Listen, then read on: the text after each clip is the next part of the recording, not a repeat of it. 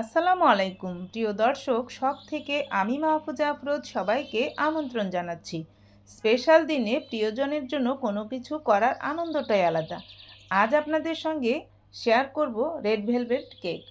Butter milk ছাড়াই কিভাবে আমি রেড ভেলভেট কেকটা বানিয়ে নিয়েছি সেটাই আপনাদের সঙ্গে আজ শেয়ার করছি। দেখতে যেমন সুন্দর হয়েছে কেকটা, খেতেও কিন্তু অসম্ভব মজা হয়েছে। আশা করছি আজকের রেসিপি আপনাদের অনেক ভালো লাগবে। চলুন তাহলে পুরো রেসিপিটা শুরু করা যাক। প্রথমে আমি হাফ কাপ ময়দা নিয়েছি, 3টা ডিম ভেঙে কুসুমটা আলাদা করে নিয়েছি আর সাদা অংশটা আলাদা করে নিয়েছি। চিনি নিয়েছি 1/3 কাপ, গুঁড়ো দুধ নিয়েছি এখানে 2 টেবিল চামচ, আর ভ্যানিলা এসেন্স নিয়েছি 1 চা চামচ, লবণ নিয়েছি 1/4 চা চামচ, আর এখানে বেকিং পাউডার নিয়েছি 1 চা চামচ। সব উপকরণগুলো আমি আগে থেকেই রেডি করে নিয়েছি। এখন আমি শুকনো উপকরণগুলো খুব ভালোভাবে চেলে নেব, আর শুকনো উপকরণগুলো 3 বার চেলে নিলে ভালো হয়। বেকিং পাউডার দিয়ে দিচ্ছি,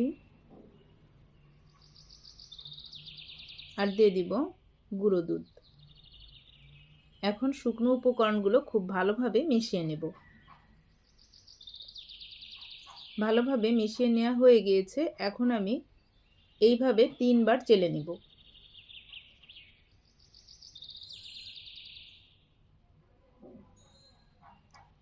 তিনবার চেলে শুকনো উপকরণগুলো ঢেকে এক সাইডে রেখে দিব, যেন বেকিং পাউডারের মানটা নষ্ট না হয়। এখন আমি একটা বোলে ডিমের সাদা অংশটা প্রথমে নিয়ে নিচ্ছি। সাদা অংশটা ঢেলে নেওয়া হয়ে গিয়েছে। এখন বিট করে নিচ্ছি। 1 মিনিটের মতো প্রথমে বিট করে নিব।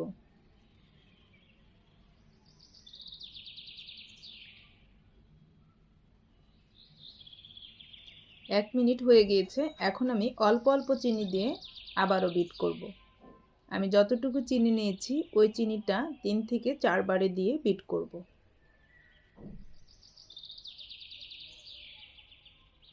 যতক্ষণ পর্যন্ত খুব ভালোভাবে ফোমে পরিণত না হয়েছে ততক্ষণ পর্যন্ত বিট করতে হবে।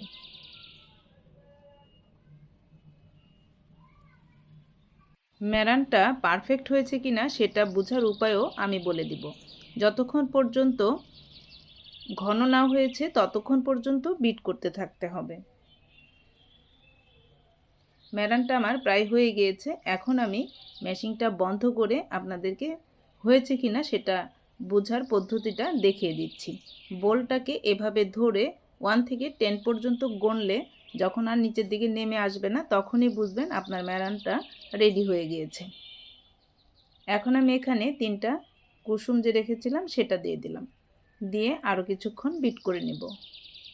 রেড ফুড কালার দিয়ে দিচ্ছি হাফ চা চামচ, তবে কালারটা অল্প অল্প করে মিশিয়ে নিলেই ভালো, কম বা বেশি লাগতে পারে, সেই জন্য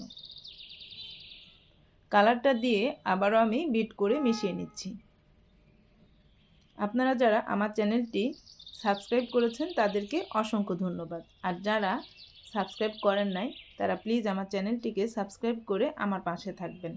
আর যারা আমার রেসিপিগুলো ফেসবুক পেজ থেকে দেখেন তারা ফেসবুক পেজটাতে লাইক দিয়ে ফলো দিয়ে দিবেন।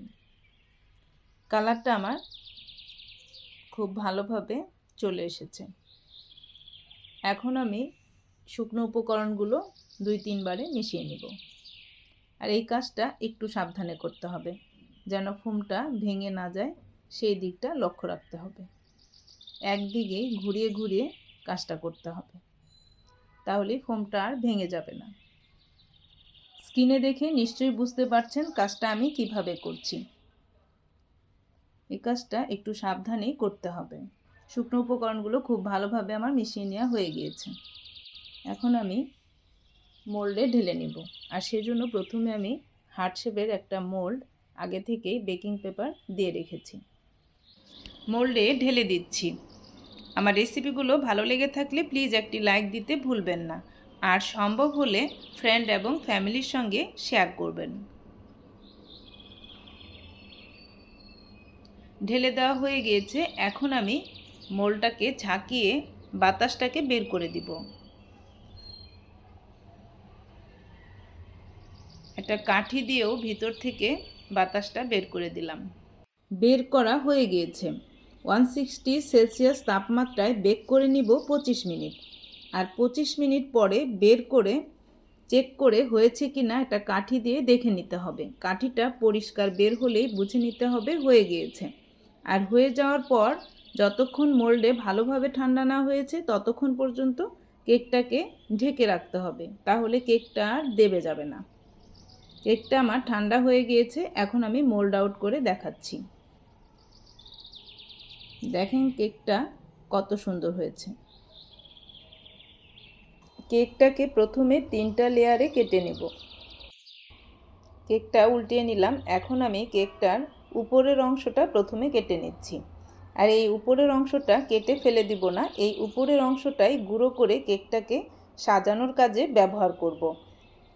আর ছোট কিছু হার্ট শেপের কুকি কেটে নেব।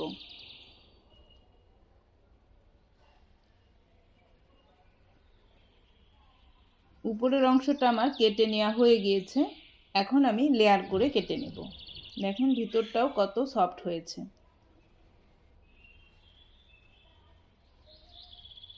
প্রতিটা লেয়ারই আমার কেটে নেওয়া হয়ে গিয়েছে। এখন কেকটা সাজিয়ে নেওয়ার পালা। আর এই কেকটার বিশেষত্ব হচ্ছে ক্রিম চিজ ফ্রস্টিং দিয়ে সাজানো।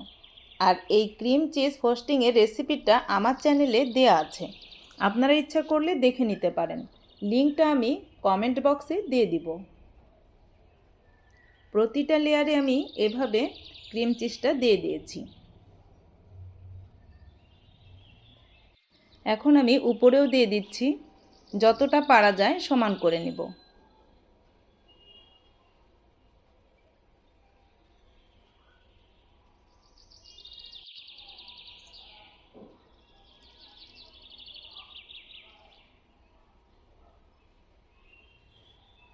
ক্রিমটা দেওয়া হয়ে গিয়েছে, এখন আমি সাইড দিয়ে গুঁড়োগুলো লাগিয়ে দিব। গুঁড়োগুলাও লাগিয়ে দেওয়া হয়ে গিয়েছে। হার্ট শেপের যে কুকিগুলো কেটে রেখেছিলাম সেগুলো এখন দিয়ে দিচ্ছি। খুবই সহজভাবে আমি সাজিয়েছি, আপনারা আপনাদের পছন্দ মতো সাজিয়ে নেবেন। সাইড দিয়েও কিছু গুঁড়ো আমি দিয়ে দিলাম। কেকটা একেবারেই রেডি হয়ে গিয়েছে, এখন শুধু খাওয়ার পালা। আমি কেটে আপনাদের ভিতরটাও দেখাচ্ছি কতটা সফট হয়েছে। আজকের রেসিপি আশা করছি আপনাদের অনেক ভালো লেগেছে। আপনারা অবশ্যই বাসায় তৈরি করবেন, আর তৈরি করে আপনাদের কেমন লেগেছে আমাকে অবশ্যই কমেন্ট করে জানাবেন। আপনাদের কমেন্ট আমাকে অনেক উৎসাহ দেয়। আশা করছি আপনারা ভিতরটাও দেখে বুঝতে পারছেন কেকটা কতটা সফট হয়েছে। আজ এখানেই বিদায় নিব। আপনারা সবাই অনেক অনেক ভালো থাকবেন। আমি এবং আমার পরিবারের জন্য দোয়া করবেন। আবারও নতুন কোনো রেসিপি নিয়ে আপনাদের মাঝে হাজির হয়ে যাব ইনশাল্লাহ। ততক্ষণ পর্যন্ত আপনারা অনেক ভালো থাকবেন। আল্লাহ হাফেজ।